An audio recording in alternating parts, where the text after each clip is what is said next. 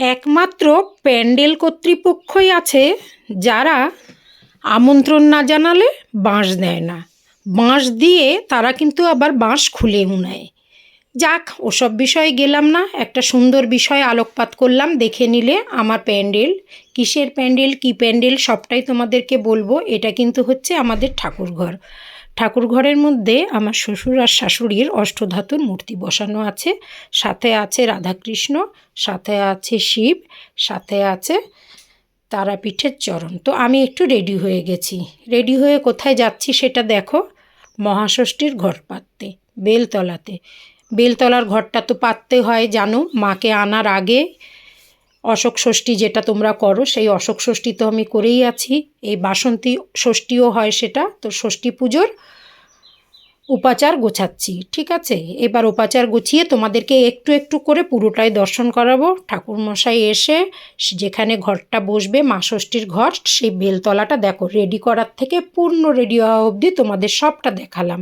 এমন সুন্দর দর্শনগুলো তো করতে পারো না। এই যে মায়ের আলতা, সিঁদুর, শাড়ি, ফল, মিষ্টি, নৈবেদ্য, গামছা সব কিছু দিয়ে যেরকমভাবে মা ষষ্ঠীর ঘট পাততে হয় সেভাবে মায়ের পুজোর সমস্ত আরাধনা করা হলো। আর এই যে দেখছো বিশেষ জায়গাটা, এই যে জোড়া বেল সাথে বেলের ডাল, এটাকেই একটা বেলের ডাল দিয়ে বেলতলা বানানো হয়। অরিজিনাল বেলতলায় গিয়ে তো আর বেলতলার ঘট পাতা হয় না, তাই ঘরের মধ্যেই বেলের ডাল।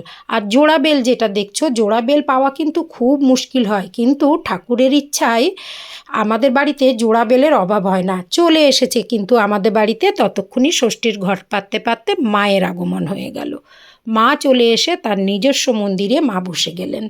দেখে নাও মায়ের মুখটা তোমরা সকলে, কেমন হয়েছে বলবে কিন্তু। বাসন্তী মাতার মুখটা দেখো, এখনও অস্ত্রসজ্জা হয়নি, সব কিছু আস্তে আস্তে হবে। তো যাই হোক, অধিবাস হয়ে গেল মায়ের অধিবাসে দেখো মাকে সমস্ত অস্ত্রসজ্জায় সজ্জিত করা হয়েছে। তারপরে নবপত্রিকা স্নান করিয়ে, আজকে তো সপ্তমীতে নবপত্রিকাকে বসানো হয়েছে, সঙ্গে সমস্ত দেবদেবী আছেন, এখানে পুজো হচ্ছে। নবপত্রিকা স্নানটাও তোমাদের সামনে নিয়ে আসবো, দুর্লভ দর্শন তোমাদেরকে করাবো। তো সমস্ত ব্যাপারে দেখো ঠাকুরকে সাজানোর পরে কত সুন্দর লাগছে। মাকে নিজের হাতে সুন্দর করে ভোগ রান্না করে খেতে দিলাম।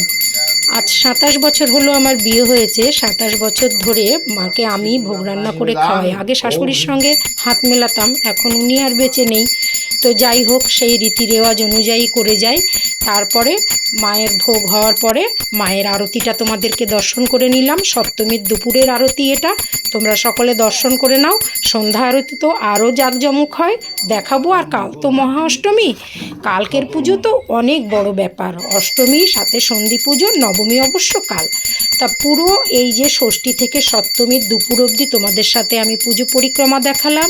আমাদের বাড়ির পুজো মাকে তোমাদের কেমন লাগলো বলো। যারা ঘরে বসে আছো তাদের জন্য একটু দর্শন করিয়ে দিলাম। জয় বাসন্তী মাতা।